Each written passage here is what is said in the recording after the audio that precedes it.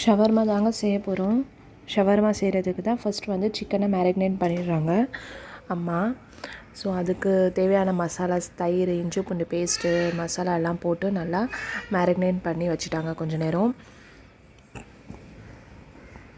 சும்மா வீட்டில் இருக்காமல் ஏதாவது செஞ்சு சாப்பிட்லாமேன்னு தான் சரி டிஃப்ரெண்ட்டாக செய்யலாம். வெக்கேஷனில் வந்து அம்மா வீட்டுக்கு வந்திருந்தேன் இல்லையா, ஸோ அதில் டிஃப்ரெண்ட்டாக செய்யலாம் அப்படின்றதுனால இந்த மாதிரி ஜாலியாக என்ஜாய் பண்ணுறோம் நாங்கள்.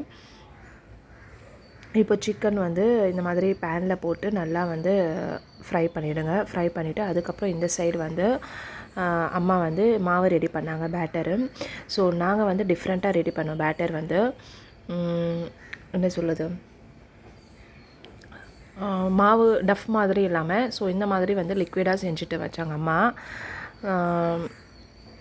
மைதா மாவு, கொஞ்சம் கோதுமை மாவு அதெல்லாம் சேர்த்து, தயிர், அப்புறம் ஏதோ கொஞ்சம் உப்பு அதெல்லாம் போட்டு பேட்டர் ரெடி பண்ணி வச்சுட்டாங்க. அதுக்கப்புறம் வெங்காயம், காய்கறிலாம் போட்டு அதை வந்து ஒரு சைடு வந்து சாட்டே பண்ணிக்கிட்டாங்க.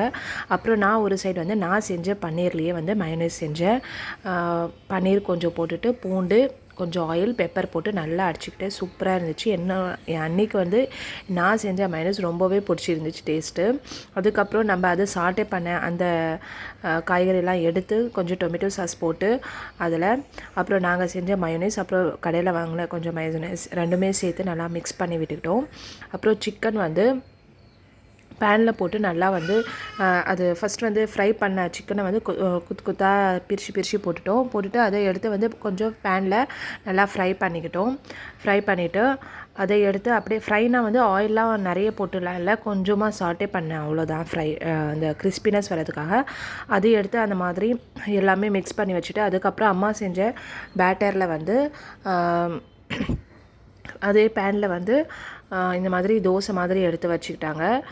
இந்த மாதிரி தான் ஃப்ரை பண்ணோம் பேனில். ஸோ அதை தான் உங்களுக்கு காமிச்சேன். இப்போ இது ரெடி பண்ணிட்டோம். அப்புறம் அந்த தோசை மாதிரி போட்டு எடுத்த அந்த சப்பாத்தியும் இந்த ஷவர்மா வச்சு இந்த மாதிரி ஃபுல்லாக ஸ்டஃபிங் வச்சு ஷவர்மா ரெடி பண்ணிகிட்டே இருக்கிறோம்.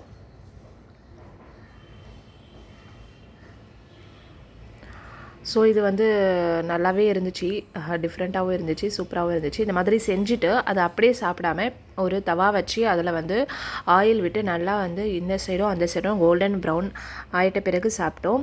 ஸோ அது இன்னுமே நல்லா இருந்துச்சு, டேஸ்ட்டாக சூப்பராக வேறு லெவலில் இருந்துச்சு.